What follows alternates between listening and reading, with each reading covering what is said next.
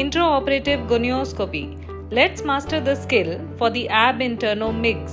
Innovation of MIGS has brought about a paradigm shift by completely avoiding blood dependence and minimizing the complications that were the limitations of conventional glaucoma surgeries.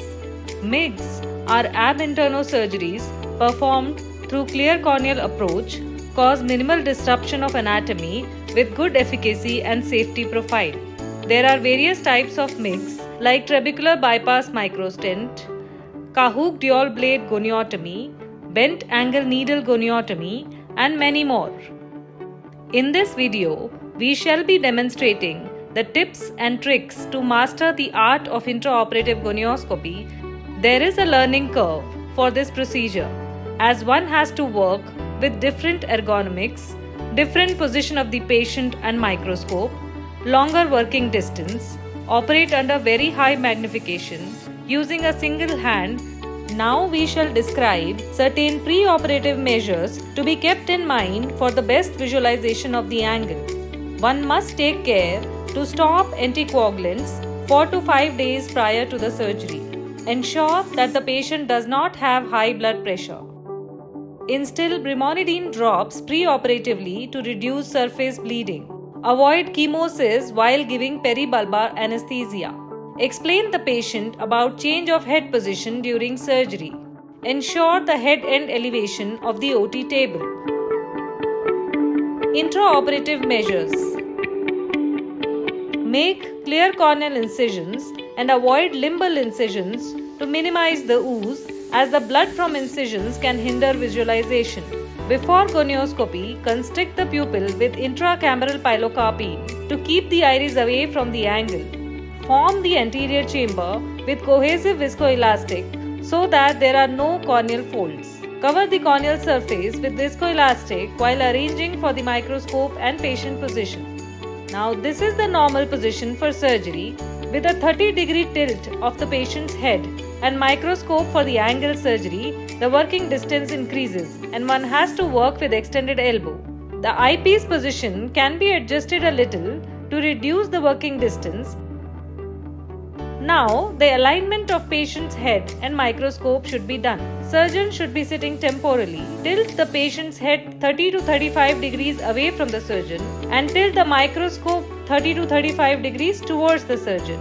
You can mark on the microscope for the required tilt and align the marks while rotating. The concept being the surgeon's eye, microscope, and angle of the patient's eye is in one line for easy visibility.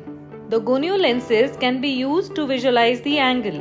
iPrism SX is an intraoperative gonio lens that has a self-retaining surface so that minimal support is required for holding the lens.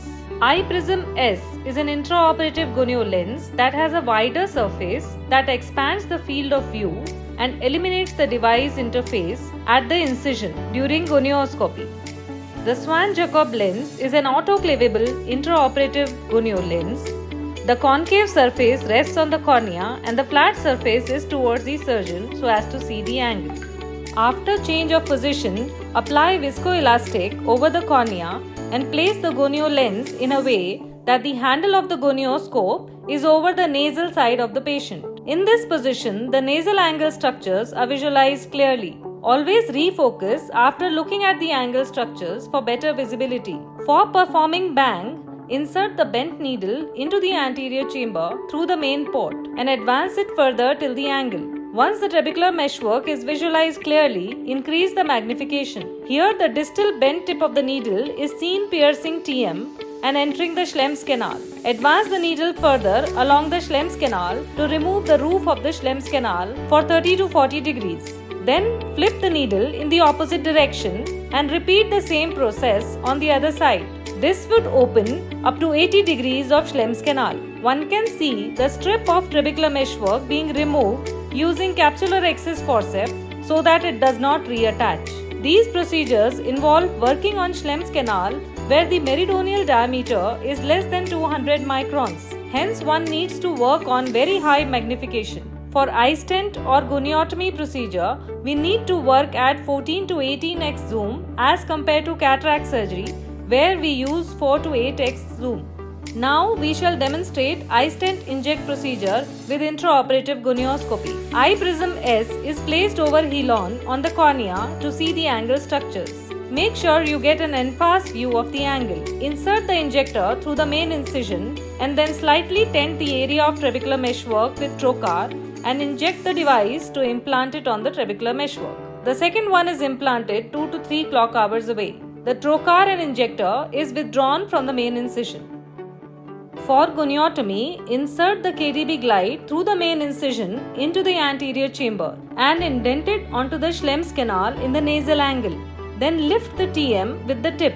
The blade deroofs the Schlemm's canal with 2 parallel incisions. Then flip the glide in the opposite direction. The tip is used to lift the meshwork and deroof the canal on the other side. Remove the strip of the trabecular meshwork using microforceps. For any procedure, it is important to optimize the en-face view of the angle. If on placing the gonio lens, the view of the angle is not clear, move the patient's head further away. If still the view is not clear-cut, one can further rotate the microscope towards the surgeon's side and refocus. In case one sees the corneal folds interfering with the view, zoom out and fill the anterior chamber with viscoelastic and make sure that you are not pressing onto the gonio lens. A clear en-face view of the angle is crucial for performing a successful angle surgery. It is very common to encounter bleeding while performing angle surgeries due to blood reflux from the Schlemm's canal. Here one can see the bleeding after injecting the first stent, and then even the second one was covered with blood. In such situation, displacing blood by injecting more cohesive viscoelastic near the area of ooze can clear the site. Then both the stents could be visualized and the procedure could be completed. After completing the angle procedure, turn the patient's head back to supine position. Rotate the microscope back to the straight aligned position so as to return to primary working position of surgery. It is best to hydrate the main port before removing the viscoelastic. Use bimanual aspiration to remove the blood and viscoelastics from the anterior chamber. Keep the irrigation on while hydrating the port. Ensure that the chamber does not collapse so as to avoid blood regurg from the Schlemm's canal. Keep the chamber tight after closing so as to give tamponade. Key points to remember for a successful gonio procedure is to understand the anatomy of the angle, learn to work under high magnification, acquire procedure-specific skills, practice gonioscopy and the working position, and achieve optimum visualization. Thank you.